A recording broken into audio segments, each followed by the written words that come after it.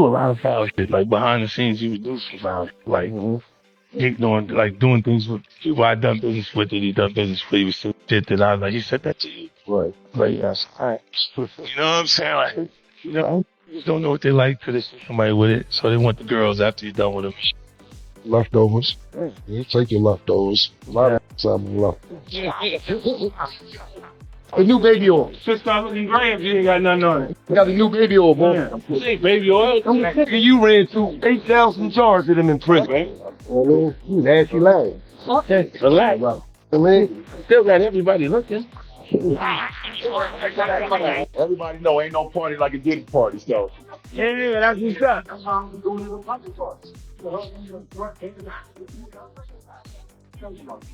Number two, you right. Me and Dub Sue ain't never been to a Diddy party, man. Like an R-A-P-E-R, got so many essays. I know you're not really tapped in, but what is it? You know, it's like a guy. It's like, yo, he like pushed me into the truck. It really hurts. Like you thought about me, I was like, yo, I hate this. Fine, I'll keep it. How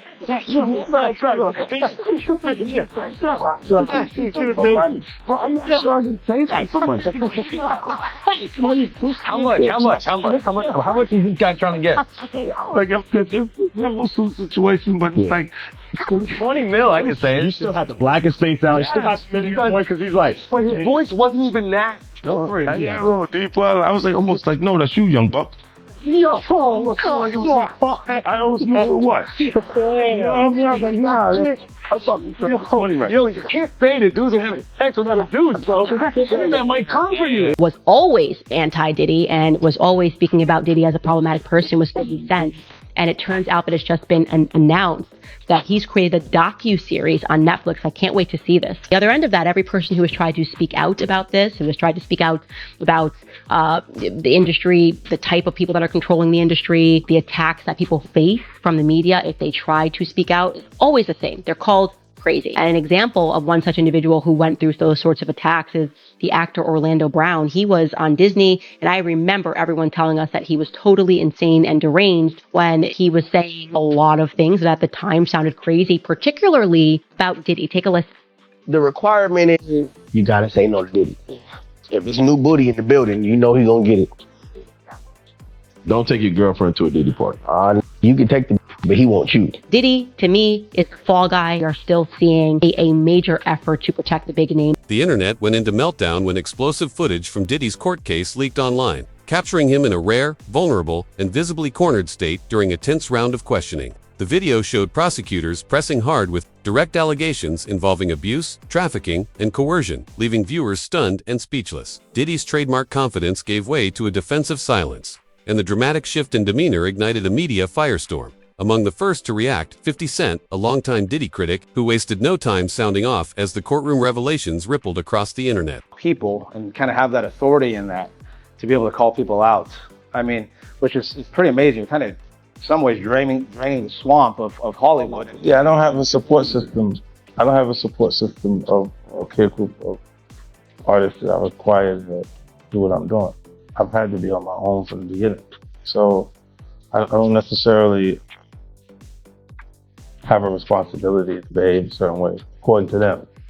You know, and if I didn't have an award-winning director doing it, if I hadn't put the right people in place to produce it properly, I wouldn't understand why they would question or doubt anything. You know, but you go to the 90s, the KPD said they paid him to do it.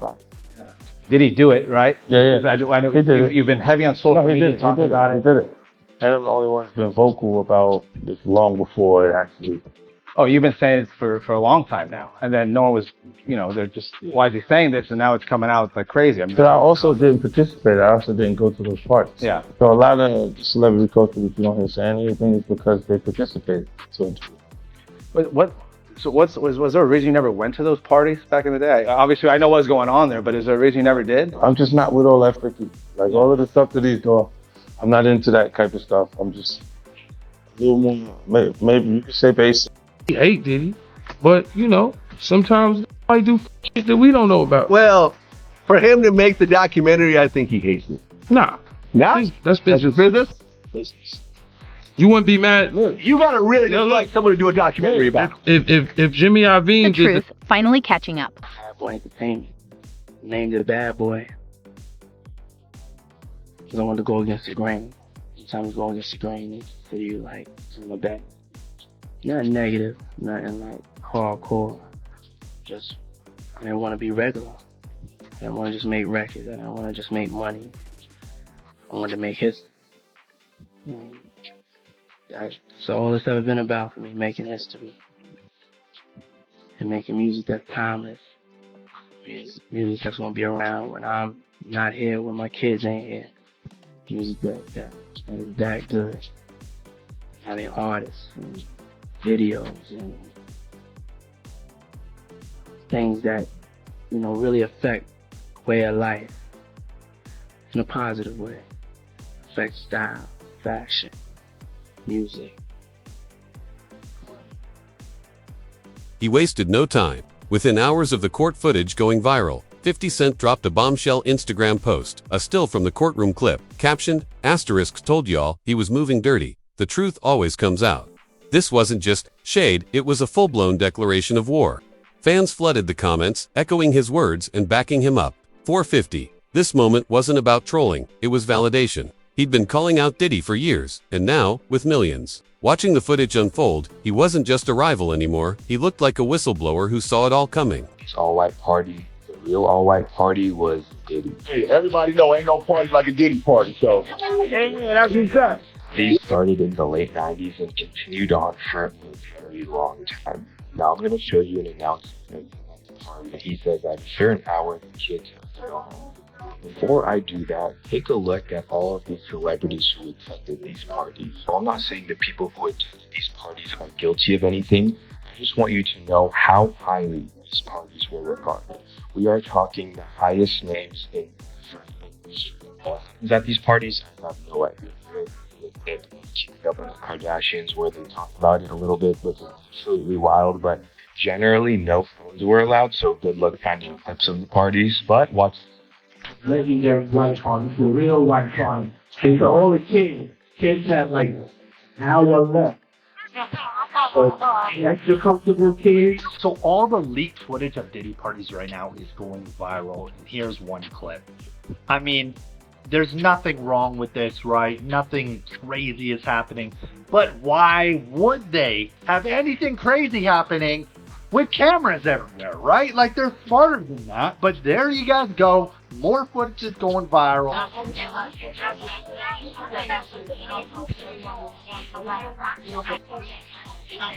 I met Puff. I was afraid of success, afraid to do anything that could put so much attention on me.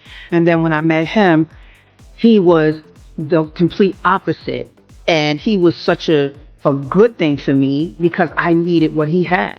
And so his ambition pushed me to be ambitious because I didn't know how, because, you know, when you come from where I come from, you're scared to be ambitious. You're scared to want more.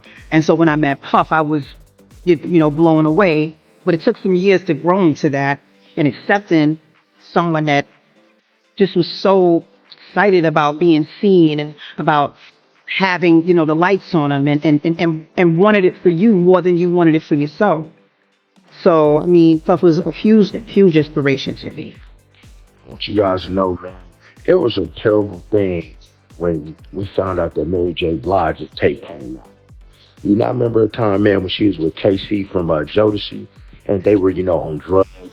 KC put them hands on Mary J. Blige. So back in the day when her free tape came out, Mary J. Blige even said herself, this is her rite of passage. God, I was born and raised in Las Vegas, and I remember the day. Man, she had a concert out here in Las Vegas. She was so high, she was like, hey, how you doing tonight, Los Angeles?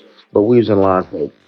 Mary J., as you remember, man, she wasn't the finest thing when she got on the scene. Her mouth kind of twisted off to the side. She wasn't the best looking thing. You know, they found her singing karaoke, some Anita Baker karaoke in the mall, and they dusted it up, polished her up. Angie Stone started writing for her, and she became who she was. She definitely was a part of these parties, and she has no regrets.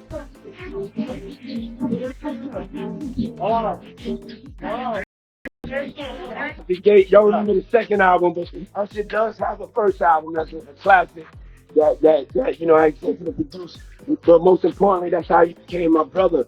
And to see the way you grown, and see you get better with your craft, and you can see the man that you turned into and the consciousness that you have. I know you've been speaking to Harry Belafonte. You hooked me up speaking to Harry Belafonte. So your consciousness, you know what I'm saying, has really been a shining example.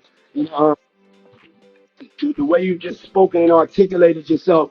Imagine me having guardians for you at 13, and now you speaking the way that you speaking. You know what I'm saying? It's like you know, I'm so proud of you. Or don't hit me no more. Kick in the door, waving the 4-4. All you heard was Papa, don't hit me no more. Let's go. Kick in the door, waving the 4-4. Hey, hey. The bad blood between 50 Cent and Diddy runs deep over a decade of tension fueled by industry rivalry, shady business dealings, and clashing personal values. 50 has never held back, accusing Diddy of being fake, woke, manipulative behind the scenes, and tied to questionable behavior. From mocking his Revolt TV ventures to calling him out in interviews, 50 has always cast himself as the streetwise outsider, exposing the industry's elite. Now, with this court leak, he's got more than just sharp words, he's got chilling footage to back it up, turning years of jabs into serious, spotlighted allegations. Diddy Combs, or whatever the hell his name is now, we stopped trying to keep track. Celebrating his big 5-0 with some Elaine from Seinfeld moves at a gigantic party at his house. And everybody was there. The biggest names that were there, Kim and Kanye, Jay-Z and Beyonce. Is that the order that you want to do that in? Seriously, you forgot Dougie Fresh, who was also there. You should come first. The biggest part of the whole night was the fact that Jay-Z and Kanye actually shook hands. They squashed the beef, or at least for that night. Diddy's smiling like, look, I made this happen. Oh yeah, it was all you, Diddy. Maybe a little help from all the CBD products and Ciroc alcohol that was floating around, but otherwise, all you. Who else was there? Who wasn't? Well, maybe not Steve Harvey, because Diddy was banging his daughter. But how about Cardi B and Offset, Kevin Hart, Kobe Bryant, and...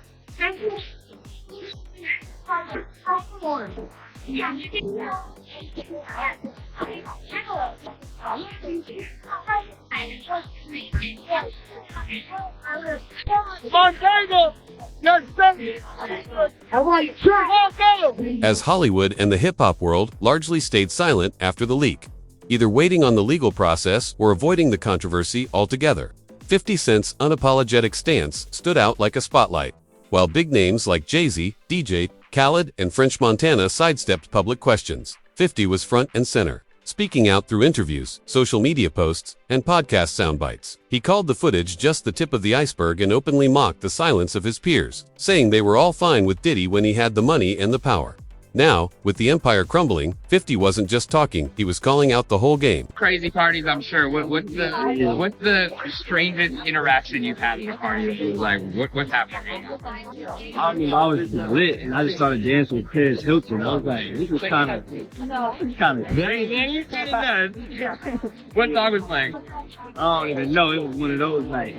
Okay. Legendary rapper Jay-Z is denying an allegation that he and Sean Diddy Combs raped a 13-year-old girl. Yeah, an anonymous accuser identified only as Jane Doe made the accusation in a civil lawsuit on Sunday. It alleges that the assault happened after she was driven to an MTV Video Music Awards after party back in 2000. In a statement to NBC News, Jay-Z, whose real name is Sean Carter, called the accusation idiotic, adding, quote, "These allegations are so heinous in nature that I implore you to file a criminal complaint, not a civil one. Whomever should commit such a crime against a minor should be locked away. Would you not agree? Attorneys representing Combs also dismissed the lawsuit, calling it a shameless publicity stunt. Combs is currently behind bars at Brooklyn's Metropolitan Detention Center after federal prosecutors charged him in September with racketeering. In one of his most explosive rants, 50 Cent directly mentioned Cassie, referencing her 2023 lawsuit that accused Diddy of assault and manipulation. Y'all thought Cassie was lying. That girl tried to warn us, he shouted during a live. Fans quickly connected the dots, recalling how her case was quietly settled, with many suspecting Diddy paid for her silence.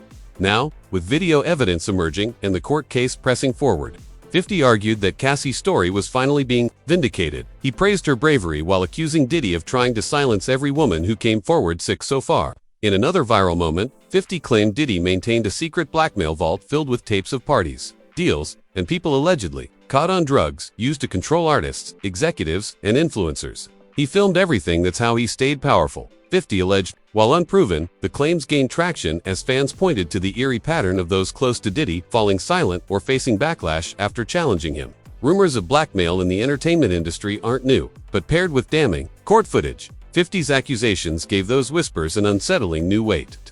Not even Diddy's bitch. Diddy's new to me, right? He looked after me. He took me on an enforced holiday to Vegas. He's a very intense man because I think he come from nothing. Now he's very, very powerful. People that do stuff like that, they're intense.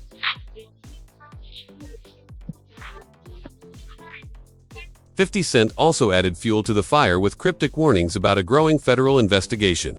On X, formerly Twitter, he posted, "They ain't done yet. Feds, circling. Rico, anyone." A loaded message that sent social media into a frenzy. The post alluded to rumored ties between Diddy and various alleged criminal enterprises, suggesting that the leaked court footage was just the tip of a much larger iceberg. Reports have surfaced that multiple former employees and collaborators are now cooperating with authorities, and 50 strongly implied that the worst is still ahead. He even hinted that Diddy's potential downfall could rival the likes of Harvey Weinstein or Jeffrey Epstein, a dramatic fall from grace, with the full weight of the law closing in. Doing this on that 70s show, then they break up for absolutely no reason after he starts hanging out with Diddy. Then he marries Demi Moore. He drained him of all the adrenochrome she can, and apparently he replenished himself by doing inappropriate things. That's why I don't know how they fell out of there like that. They was road dogs. You know what I'm saying? They even got pictures of it. You got on that the blue sweater, turtleneck, him and him hugged up like this, black hat. Have you ever seen that picture? Nah, I don't recall, but I'm pretty sure I came across it. Yeah. That picture there, they was at that party that day. It was just like a bunch of weird, that whole, that's weird, dude. Yeah. So, it ain't right. You know what I'm saying? I'm not no gay basher or nothing. I mean, none of this, but that ain't right, you know what I'm saying? That whole party was weird, though. 50 Cent didn't just go after Diddy, he put the entire music industry on blast. In a blunt, no-holds-barred video, he said, "It ain't just him. There's a whole system that let this go on managers, execs, enablers. Y'all better start talking before the feds knock." He called on artists to distance themselves, warning that anyone still standing by Diddy risks tainting their legacy for good. His message wasn't gossip, it was a clear warning shot to every major name connected to the bad boy mogul, signaling that silence might come with a price. Certain individuals like LeBron James is quite deafening. A person who claims to care so much about Black life, Black Lives Matter, on the ground, taking a kneel. Okay, that's fine.